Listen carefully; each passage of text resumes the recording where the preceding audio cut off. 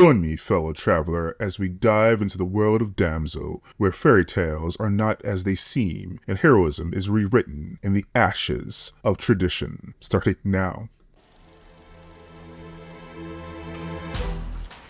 Welcome to the Nerd Show. I'm Nathan, your guide through enchanting and unexpected turns of Damsel. Okay, I'm not gonna talk like that through the entire review. Alright, so I saw this movie a little while ago. It is out on March 8th. Hopefully this video gets out on March 8th. The spoiler-free logline for this movie is set in a breathtakingly vibrant kingdom. Damsel tells the tale of Elodie, a young woman on the brink of marrying into royalty, but destiny has other plans, hurling her into a cavernous abyss where legends breathe fire. This isn't merely a story of survival, it's a testament to the power of wit and resilience in the face of ancient debts and draconian traditions. Alright, so this movie was directed by Juan Fresnadillo, best known probably for his movie 28 Days Later. The screenplay, for better or worse, is by Mazeau, who is known for Wrath of the Titans. I guess he has some experience with the mystical elements, but that movie wasn't great. And the cast includes Robin Wright, who is taking on a very different role here as Queen Isabel. Very different role from her role as Princess Buttercup in The Princess Bride. Somewhat similar to her role in House of Cards. She's a formidable monarch in this movie whose intentions are a bit shadowy. And the incomparable Angela Bassett is also part of this cast, and her role isn't as large as I would like. She plays Lady Bayford, who is Elodie's stepmother, but it's Angela Bassett, so she does bring depth and gravitas to the role, first by playing into and then subverting the expectations for the stepmother in a fairy tale setting. We also have Shure Adashlu as the voice of the dragon, best known for her work, of course, in The Expanse. Also was in House in the Sand of Fog, but in Expanse, she, of course, played the Secretary General of the UN. She lends her trademark smoky voice to the fearsome beast. Your kind must pay. My kind. The scent of royalty betrays you.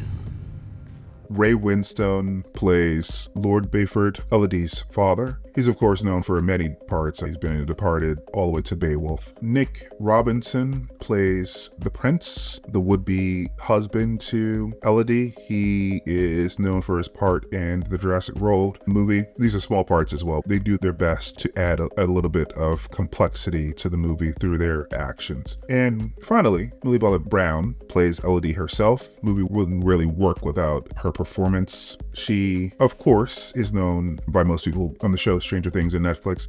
She also played Enola Holmes. So she embraces this role and the demands of the medieval setting, showcasing her versatility and depth as an actress. As I said, the movie really doesn't work without her performance, and she does a good job here. Her character always seems competent, but never seems like a superhero. She appears to be a real danger when faced with a dragon, and she often escapes by the skin of her teeth through grit and wit. So, speaking of the film as a whole, Damsel tries to redefine the old fairy tale tropes. However, in modern times, there have been several examples of films that turn those traditional conventions on their heads. From Disney alone, in recent years, we have Brave, we have Frozen, and outside of the Western fairy tale tradition, there's Moana, Mulan, I Am the Last Dragon. As a matter of fact, Hulu released a somewhat similar streaming movie back in 2022 called The Princess. However, to be fair, this Netflix movie has more elements of fairy tale, whereas the Hulu movie is more of a medieval action movie. So the film dazzles from time to time with the lush landscapes and intricate costumes, as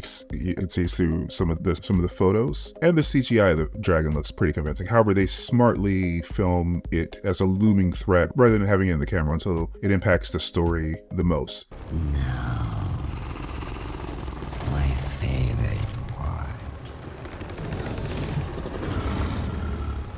Run!